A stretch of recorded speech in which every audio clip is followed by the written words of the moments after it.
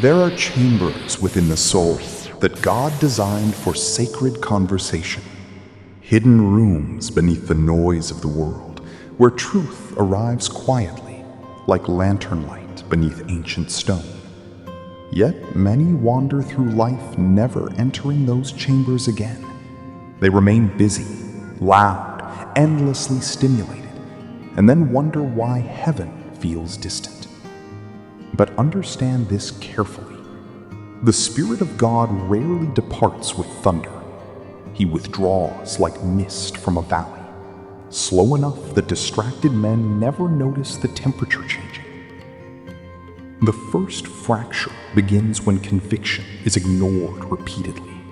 Not rebellion in its dramatic form, but the small dismissals, the subtle resistance. The moment the soul whispers, "Leave this," and the hand continues anyway. An alchemist knows contamination never ruins gold instantly. It enters gradually, particle by particle, until the purity is altered. So it is with the human spirit. The danger was never that God stopped speaking. The danger was that you trained yourself to stop listening. And every ignored whisper thickened the walls around your inner hearing, until the sacred voice became buried beneath the machinery of constant distraction. Not absent, buried. A voyager crossing deep waters learns quickly that stars can only guide those willing to look upward. But modern souls fear stillness more than storms. The moment silence appears, they reach for noise like starving men reaching for bread. Music, screams, endless voices, endless movement. Anything to avoid sitting alone with the weight of their own spirit. Yet the Holy Spirit often speaks like deep water beneath a ship, not violent on the surface, but powerful underneath. And most never hear him because their lives have become hurricanes of stimulation. The ancient harmless understood something this generation forgot. Silence is not emptiness. Silence is the doorway. Be still and know that I am God. Not rush and know, not consume and know. Be still. There are truths heaven will never scream, because wisdom was never designed to compete with chaos. And perhaps the reason many prayers feel unanswered is not because God refuses to speak, but because the soul no longer knows how to remain quiet long enough to receive instruction.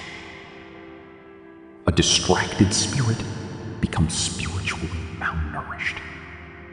Not suddenly, slowly. There is a strange grief heaven feels when a man rebuilds what God lovingly destroyed. The architect of silence removes certain structures from your life for a reason. Some relationships carry decay beneath beauty. Some habits poison the spirit while comforting the flesh. Some environments kept your destiny chained beneath familiar chains.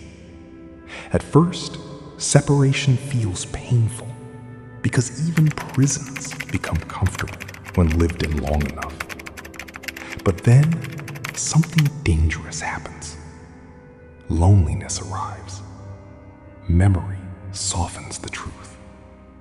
And suddenly, the old ruins begin calling your name again.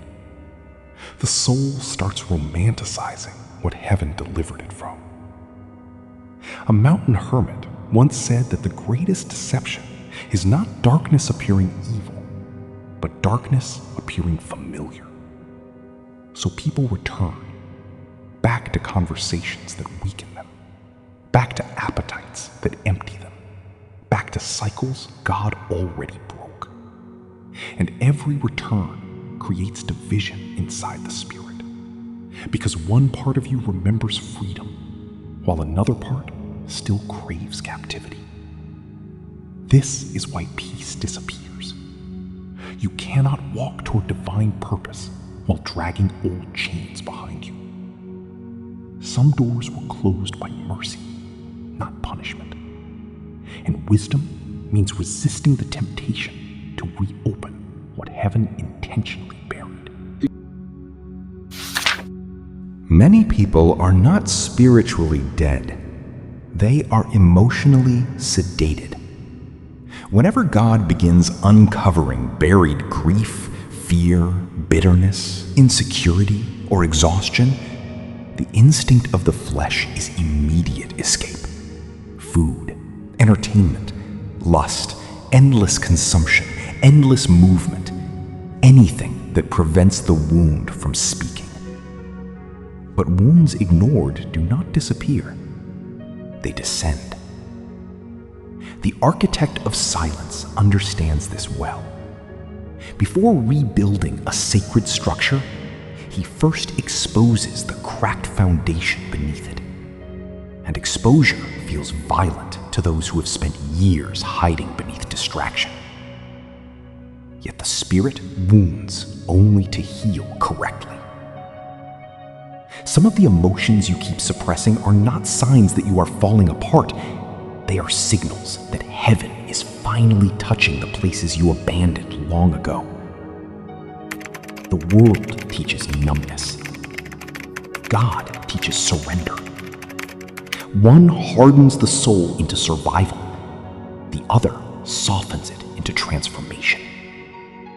And many cannot discern the difference anymore. So they call their avoidance strength. They call their disconnection peace. They call their emotional paralysis maturity. But the Spirit does not merely comfort a man, He reshapes him. And reshaping requires honesty powerful enough to sit inside discomfort without fleeing from it. Healing begins the moment pretending ends. There are prisons with no visible bars, and unforgiveness is among the cruelest of them. Some carry names buried deep beneath years of forced smiles and rehearsed indifference. They say, "I moved on," but heaven sees what still tightens the heart whenever the memory rises from the depths. True forgiveness is not pretending the wound never happened. It is releasing your right to become its eternal servant. The mountain hermit knows this truth. A traveler cannot ascend while carrying corpses on his back. Eventually, the weight crushes the climb. And many wonder why prayer feels hollow, why worship feels distant, why the presence of God seems muted inside them, while resentment quietly occupies the inner altar. The Spirit cannot freely flood what bitterness continually seals shut. Yet hear this carefully. Awareness is not condemnation. If these words unsettled something within you, it is not proof that God abandoned you. It is proof He is still calling you back. The conviction you feel is evidence of mercy still reaching through the cracks. He never stopped speaking. You simply buried His whisper beneath noise, familiarity, numbness, and unresolved pain. But even now, the flame has not gone out. So do not delay this moment.